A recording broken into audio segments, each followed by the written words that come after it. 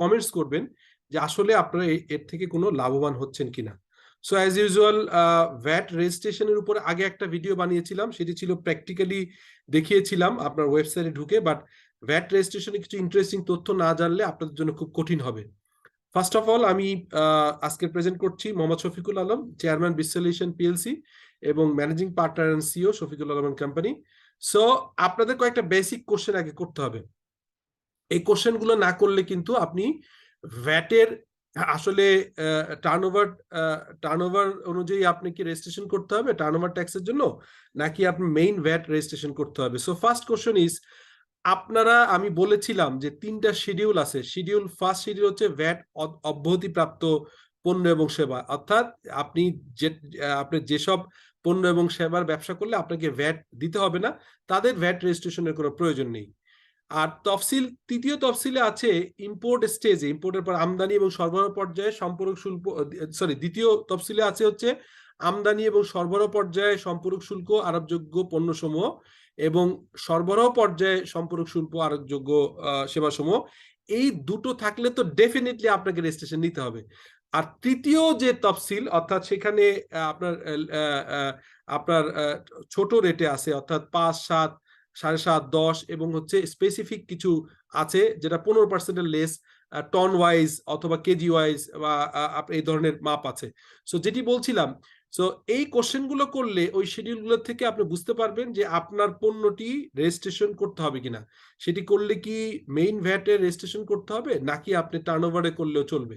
So first question, সম্পূরক শুল্ক আরোপযোগ্য পণ্য বা সেবা নিয়ে আপনি ব্যবসা করছেন কিনা, যেটা সেকেন্ড তফসিলে দেখালাম। যদি ইয়েস হয় তাহলে একরকম, যদি না হয় তাহলে আপনার ভ্যাট রেজিস্ট্রেশন প্রয়োজন হবে না। যদি if this answer of this question is no, then হচ্ছে টেন্ডার বা কার্যাদেশ অংশগ্রহণকারী, অর্থাৎ টার্নওভার যাই হোক না কেন আপনি টেন্ডারে জয়েন করবেন, টেন্ডারে পার্টিসিপেট করবেন কি করবেন না। যদি না হয়, এর উত্তর যদি না হয়, আমদানি বা রপ্তানি করছেন না যদি উত্তর না হয়, করযোগ্য টার্নওভার 3 কোটি বা তার বেশি না, এরকম যদি এই কোশ্চেনের অ্যান্সারও যদি না হয়, তৃতীয় তফসিলের মাধ্যমে নির্ধারিত হারে কর পরিশোধ করতে হবে, এটারও যদি উত্তর না হয়, অর্থাৎ তৃতীয় তফসিলে কি আছে আমি আগের দিন বলেছিলাম, সেটি হচ্ছে যে 15%-এর নিচের রেট, সেটা 10, 7.5, 5 এবং কখনো কখনো টন ওয়াইজ বা আপনার হচ্ছে যে বিভিন্ন মেট্রিক টন বা অন্য মাপের বেসিসে স্পেসিফিক যে ভ্যাট দিতে হয়, যেমন আপনার রড সিমেন্টের ক্ষেত্রে এটা প্রযোজ্য, রডের ক্ষেত্রে প্রযোজ্য, পেপারের ক্ষেত্রে প্রযোজ্য, এগুলো যদি হয় এবং সাধারণ আদেশ যেটা হচ্ছে 17-19 বা এসআরও 141 এর অন্তর্ভুক্ত পণ্য না, এরকম যদি হয়, এগুলো সবগুলোর অ্যান্সার না হলে আপনাকে আসলে ভ্যাটের রেজিস্ট্রেশন বাধ্যতামূলক না অথবা প্রয়োজন নেই। বাট হ্যাভিং সেড দ্যাট, যে প্রয়োজন হলে কিন্তু আপনি মানে নিজের প্রয়োজনে আপনি নিতে পারবেন। ধরেন এর কোনোটা সবগুলোর উত্তরই না, সবগুলো কোশ্চেনের অ্যান্সার না, তারপরেও আপনি ভ্যাটের রেজিস্ট্রেশন নিতে চাচ্ছেন, this is a voluntary registration. এটি যদি আপনি নিয়ে থাকেন তাহলে আপনাকে 1 বছর মিনিমাম কন্টিনিউ করতে হবে, 1 বছরের আগে আপনি ক্যান্সেল করতে পারবেন না। This is the first issue. Second হচ্ছে, আমি শিডিউলগুলো বলেছি, এরপরে আমি আগেরটাই ঠিক উল্টা কোশ্চেন, সম্পূরক শুল্ক আরোপযোগ্য পণ্য বা সেবা নিয়ে ব্যবসা করেন কেনা, ইয়েস, তাহলে আপনাকে আপনার কিন্তু ইয়ে করতে হবে, আপনাকে হচ্ছে যে ডেফিনেটলি আপনাকে ভ্যাটের রেজিস্ট্রেশন নিতে হবে। টেন্ডার বা কার্যাদেশ, অর্থাৎ টেন্ডারে পার্টিসিপেট করলে নিতে হবে। আমদানি রপ্তানি করছেন, আপনাকে ভ্যাট রেজিস্ট্রেশন নিতে হবে। করযোগ্য টার্নওভার 3 কোটি বা তার উপরে আপনাকে রেজিস্ট্রেশন নিতে হবে। তৃতীয় তফসিলের মাধ্যমে নির্ধারিত হারে মূসক পরিশোধ করতে হবে, যদি ইয়েস হয় নিতে হবে। সাধারণ যে এসআরও আদেশ যেটা আছে আমরা জানি, এসআরও সাধারণ আদেশ 17/19 বা এসআরও 141 21 সালের অন্তর্ভুক্ত যদি সেবা পণ্য হয়, তাহলে আপনাকে ডেফিনেটলি আপনাকে রেজিস্ট্রেশন নিতে হবে। এখন কোশ্চেন হচ্ছে যে আপনার এখানে আবার গভর্নমেন্ট একটা আপনার যে মেইন বই, আপনার মেইন বইয়ের আপনার দেখলে বুঝবেন যে এখানে সেকশন 4 এর সাবসেকশন 2 এর সাবসেকশন হচ্ছে সম্ভবত ঘ। এখানে বলা আছে কিছু পণ্যের তালিকা দেয়া আছে, আমি একটু পরেই দেখাচ্ছি, পরের স্লাইডে আছে। সেগুলো থাকলে আবার আপনাকে আসলে টার্নওভার ট্যাক্সের আন্ডারে যাবেন না, মেইন ট্যাক্সে যেতে হবে।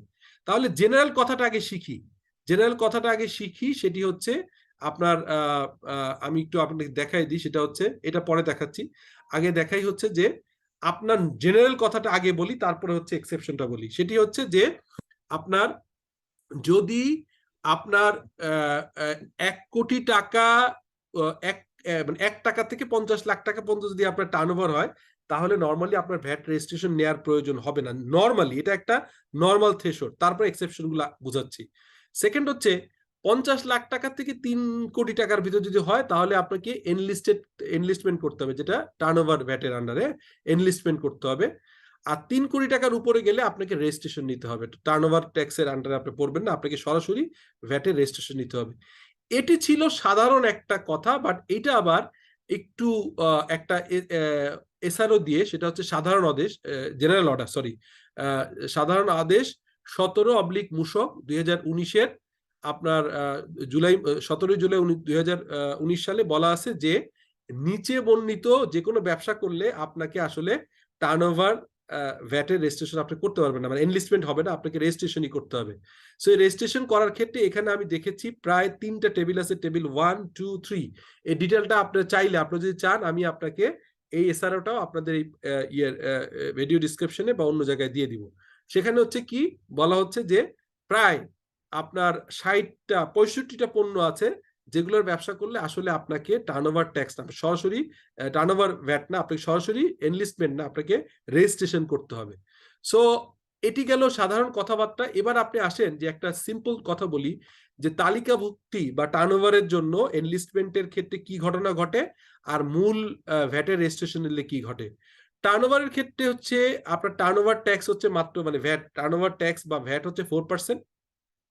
টার্নওভারের লিমিট হচ্ছে 50 লাখ টাকার উপর থেকে শুরু হবে এবং 3 কোটি টাকার নিচ থাকতে হবে ফার্স্ট। আর এখানে যেখানে টার্নওভার ট্যাক্সের 4% আর ভ্যাটের ক্ষেত্রে জেনারেলি 15%, আর থার্ড শিডিউলে রিডিউস রেটে 5, 7.5 এবং 10% হতে পারে, অর্থাৎ 5 থেকে 15%-এর রেটটা হচ্ছে আপনার জেনারেল রেজিস্ট্রেশন আন্ডারে বিভিন্ন ক্ষেত্রে এটা হবে। আর টার্নওভার ট্যাক্সের এটা 4%। সেকেন্ড হচ্ছে টার্নওভারের লিমিট 50 লাখ টাকা থেকে শুরু 3 কোটি টাকা পর্যন্ত, আর 3 কোটি টাকার উপরে হলে আপনার হচ্ছে ভ্যাটের রেজিস্ট্রেশন নিতে হবে। আপনার টার্নওভারের ক্ষেত্রে চালান হচ্ছে 6.9, আমরা যেটা 6.3 দেখি, আমরা 6.3 যেটা দেখি গতানুগতিক সবসময় আমাদের, ইভেন আমরা মিষ্টি কিনতে গেলেও যে মূসকটা দেখি, যে চালানটা দেখি বা যে ইনভয়েসটা দেখি, সেটি হচ্ছে 6.3। বাট টার্নওভারে এনলিস্টমেন্ট যাদের ভ্যাটের, যেমন ধরেন আপনি যদি রড কিনেন, হ্যাঁ, অথবা পেপার কিনেন বাল্কে, তাহলে সেটার ক্ষেত্রে আপনি সেই মূসকটা দিবে হচ্ছে 6.9। তারপরে হচ্ছে তালিকাভুক্তির ক্ষেত্রে, মানে টার্নওভার ভ্যাটের ক্ষেত্রে আপনার রিটার্ন ফর্ম জমা দিতে হবে 9.2। আর আমরা আগের দিনে আপনি ক্লিয়ার করেছিলাম মেইন ভ্যাটের যে সিরিয়াল ওখানে আছে, দেখবেন রিটার্ন ফর্ম হচ্ছে 9.1। এখানে রিবেট নেওয়া যায় না, অর্থাৎ আপনি যে ইনপুট রিবেট নিতে পারবেন না। আর রেজিস্ট্রেশনের ক্ষেত্রে নর্মালি হচ্ছে যদি 15% রেটে আপনি ট্যাক্স দেন, তাহলে আপনি এটা ইনপুট রিবেটটা নিতে পারবেন। সো এইটাই হচ্ছে মোটামুটি দুটো ডিফারেন্স। আমি নেক্সট দিনে আশা করি যে আপনাদেরকে আমি হয়তো যেটি করতে পারবো সেটি হচ্ছে এই ভ্যাটের রেজিস্ট্রেশন অথবা এনলিস্টমেন্টের জন্য কি কি ডকুমেন্ট প্রয়োজন হয়, এটি ডিফারেন্ট বিজনেস অর্গানাইজেশনের জন্য ডিফারেন্ট হতে পারে, ডিফারেন্ট আছে, সেই এনলিস্টমেন্ট রিকোয়ারমেন্ট গুলো আপনাদেরকে জানাবো। আশা করি এই